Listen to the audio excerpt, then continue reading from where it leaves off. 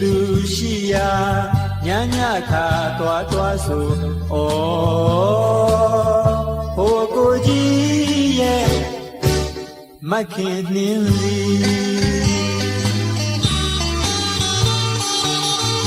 လွင်ရိပ်ဝေသောຫນွေဦးညာများမှာ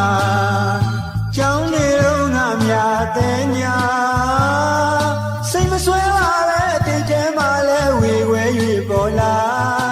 တို့အခါ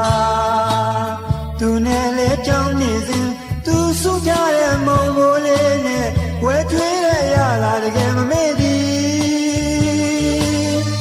အဲ့ဒီတော့ကခေတ်စားသောချင်းလေးတစ်ပုဒ်ကိုချစ်သူရှိရာညညခါသွားသွားဆိုဩဟိုကိုကြီးရဲ့မခင်နှင်းစီတိုင်းလေးလိုလှနေတာပဲကြည်ရင်မာသည်ပန်းလေးလိုညိုမာကိုလဲဆိုရင်မိပန်းလေးလိုလှနေတာပဲကြည်ရင်မာသည်ပန်းလေးလိုညိုမာကိုလဲဆိုရင်မိမခင်နှင်းစီမခင်နှင်းစီလှစမ်းမပန်းလောက်ဆောင်ကြည့်ရင်ဒီ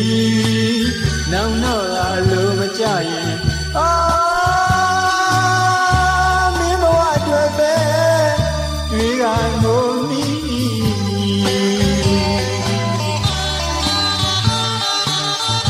ကိုတို့မြို့မှာတော့လေခေတ်စားဆုံးတစ်ချင်းနဲ့အလှဆုံးမိန်းကလေးပြပါဆိုရင်မခင်နှင်းစီရဲ့မခင်နှင်းစီရဲ့တစ်ဖက်ကတည်းကကိုလေးနဲ့ချိန်ပိုးဆွေးတဲ့ကျွန်တော်ရဲ့ဘာပဲပြောပြောရတော့ရှိတယ်အခုတော့လေဒါတွေပြီးခဲ့ပါပြီပြီးခဲ့ပါပြီပြီးခဲ့ပါပြီ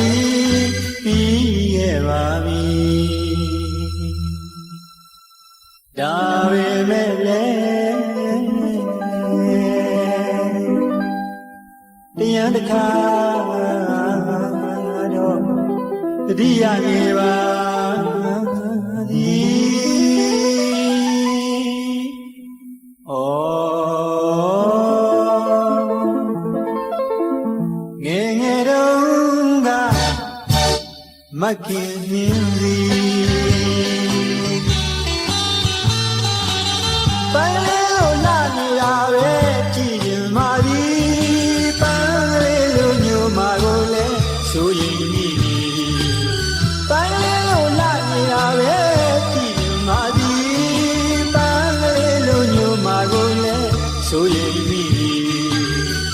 မခင်နှင်းစီမခင်နှင်းစီလှစမ်းမပန်းလောက်ဆောင်ကြည့်ရင်မိနောင်တော့သာလိုမကြရင်